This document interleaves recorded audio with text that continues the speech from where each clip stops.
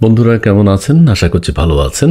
উদ্বেগের সাথে অনেকেই একটা বিষয় লক্ষ্য করছে যে এনসিপির নেতৃস্থানীয় যারা আছে তারা ইদানিং কথা বলছেন, একজন কথা বলছেন, সেটি হচ্ছে সার্জিস আলম।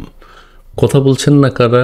আমাদের নাহিদ ইসলাম, আক্তার হোসেন, তাসনিম জারা, হাসনাত আবদুল্লাহ, নাসিরুদ্দিন পাটোয়ারি, তারপরে হাসান মাসুদ হাসান মাসুদ তো অভিনয় করেন, হান্নান মাসুদ, আরও অনেকেই আছেন। আর উপদেষ্টাদের মধ্যে আছেন, সমন্বয়কদের মধ্যে আসিফ মাহমুদ, সজীব মিয়া, মাহফুজ আলম। এরা কেউ কোনো উল্লেখযোগ্য ভূমিকা রাখছে না গত 4-5 দিন বাংলাদেশের রাজনীতিতে।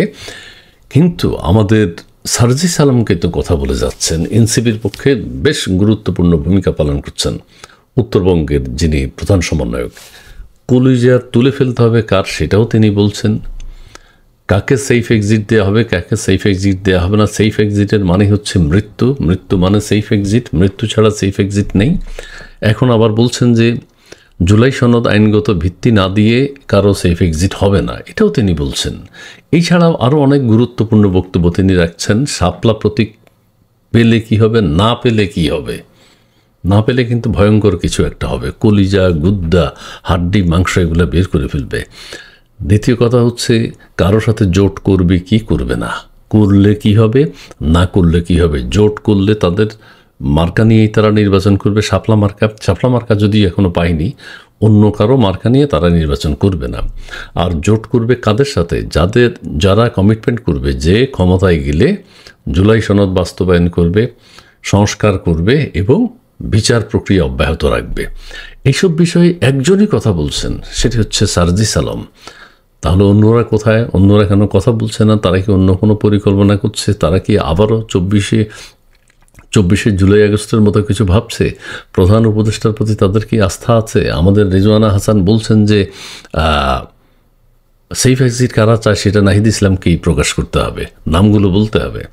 সেইটা একটা। এখন আবার উপদেষ্টাদের মধ্যে অনেকেই বলছে আমার সেফ এক্সিট দরকার নাই। আবার যার সেফ এক্সিট দরকার আছে তারা কিন্তু কথা বলছেন না।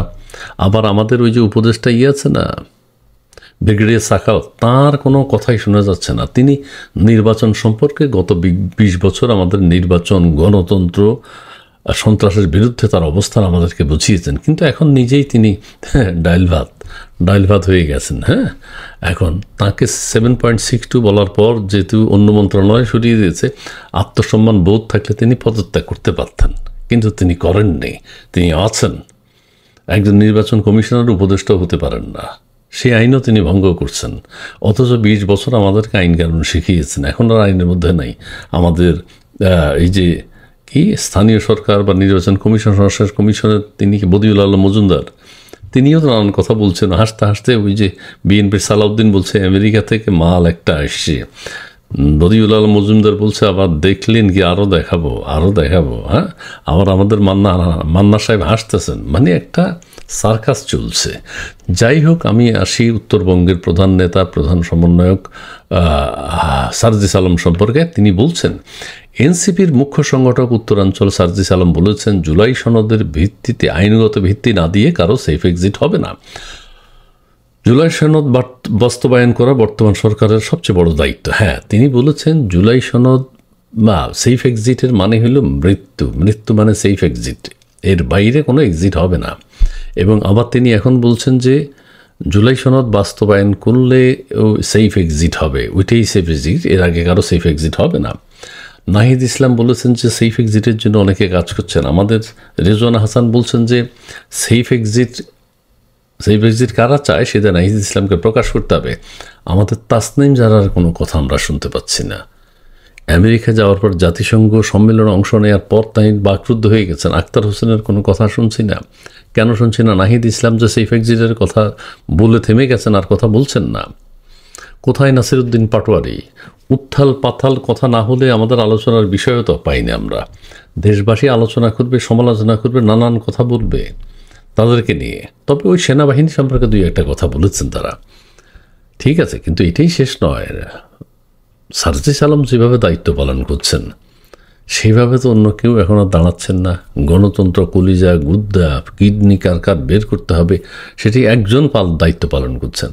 আবার আমাদের রসিক কি বিশিষ্ট গীতিকার প্রিন্স মাহমুদ, তিনি আবার সার্জিস আলমকে ঘুমের ওষুধ খেতে বলেছেন এবং রিবোট্রিল পাওয়ার কত সেটাও পাওয়ার বলে দিয়েছেন, কত মাত্রার রিবোট্রিল খেতে হবে। সার্জিস আলমের ভালো ঘুম দরকার, তার মানে কি অন্যরা ঘুমের ওষুধ খেয়ে ঘুমিয়ে আছেন? সার্জিস আলম এখন ঘুমের ওষুধ খেলেই উনিও ঘুমাতে পারবেন না।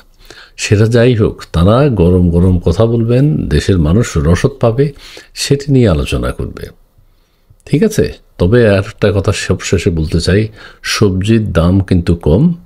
আর আরেকটি কথা বলতে চাই ভাইরে, এটা একটু পার্সিয়ালিটি হবে, নিজের কথা বলবো, নোয়াখালী বিভাগ চাই। ধন্যবাদ।